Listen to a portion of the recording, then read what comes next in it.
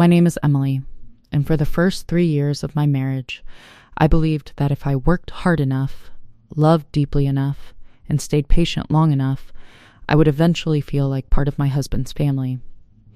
Instead, every holiday reminded me that I was only welcome as long as I stayed useful.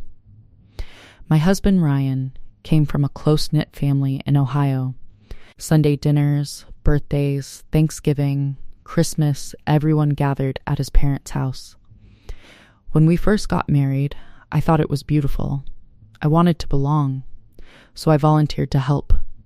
The first Thanksgiving, I arrived 2 hours early to cook. My mother-in-law thanked me with a smile, and I felt proud.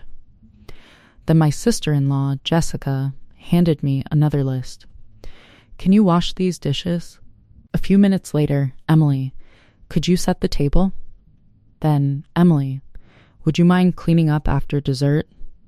Everyone else sat in the living room laughing while I stood alone in the kitchen with soap on my hands. I told myself it was just because I was new. Next holiday would be different. It wasn't. Christmas came. I wrapped presents for everyone, cooked breakfast, cleaned the kitchen, packed leftovers.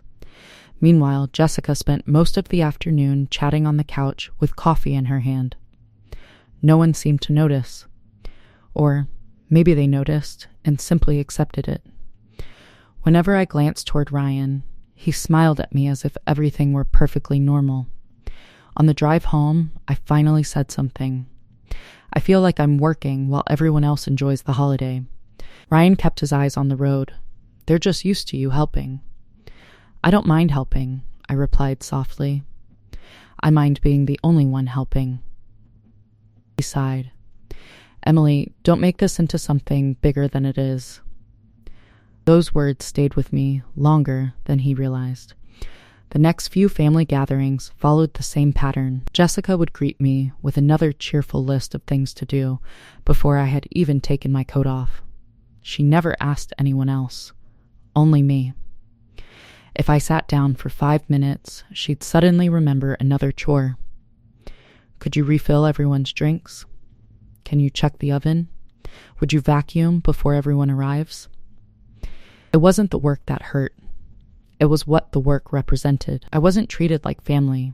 I was treated like unpaid staff. One afternoon, while I was wiping down the kitchen counters, I overheard Jessica talking to one of her cousins. "Oh, don't worry," she laughed. "Emily always does everything." They both laughed. I froze. Not because they hated me, because they expected me. Helping had quietly become my role, and no one questioned it. That night, I told Ryan exactly what I'd heard. He shrugged. "Jessica jokes like that, but it wasn't funny. You know she doesn't mean anything. What about what I feel?" Ryan looked tired. "I just don't want another family argument." There it was. Peace mattered more than my dignity. For weeks, I couldn't stop thinking about that conversation. I realized something uncomfortable. Every time I stayed silent to keep everyone comfortable, I was teaching them how to treat me. The next holiday was Easter. Jessica texted me 3 days before. "Can you come early again? We need help cleaning, decorating, cooking, and organizing."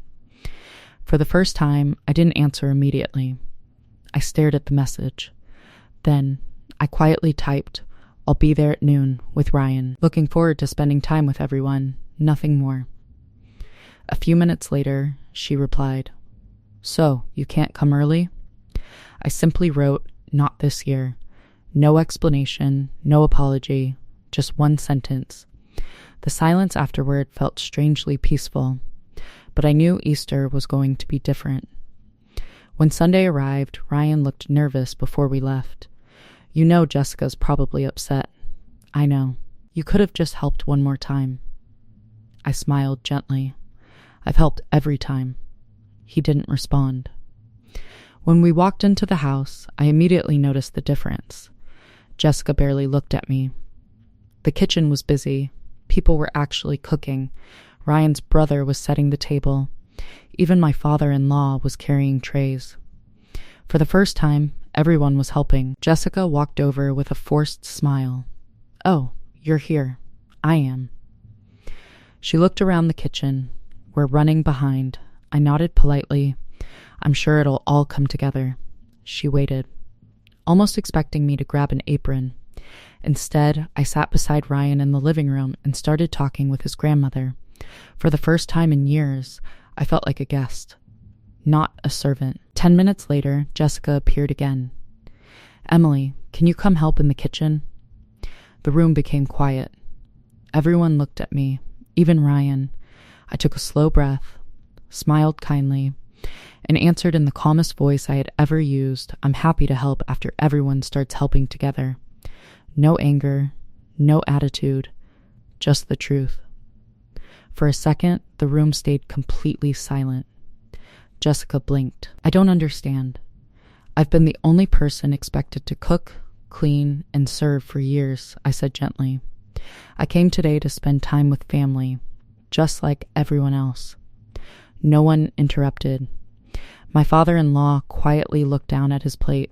Ryan shifted uncomfortably beside me. Jessica laughed nervously. Oh, come on. You're overthinking this. I smiled. I don't think I am. Still calm. Still respectful. I don't mind washing dishes. I don't mind cooking.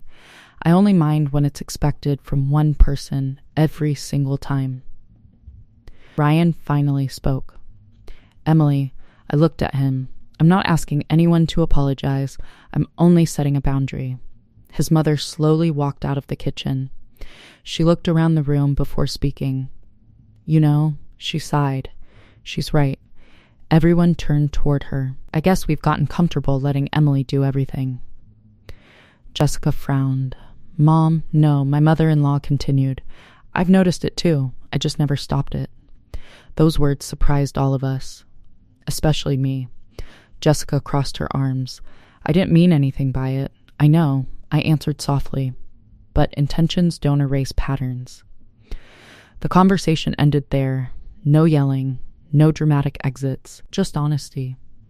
Lunch was different that day. People stood up to refill their own drinks. Ryan's brother cleared the table without being asked. My father-in-law loaded the dishwasher. Even Jessica quietly carried plates into the kitchen. No one asked me to do a single thing. Driving home, Ryan finally broke the silence. I owe you an apology. I looked out the window. For what? For pretending I didn't see it. His voice was quiet. I kept telling myself it wasn't a big deal because I didn't want conflict. I nodded. I know. But by staying silent, he continued. I left you alone. That sentence meant more than any apology he could have rehearsed. Over the next few months, something unexpected happened. Family gatherings became lighter. Everyone shared responsibilities. Sometimes I cooked. Sometimes Jessica did.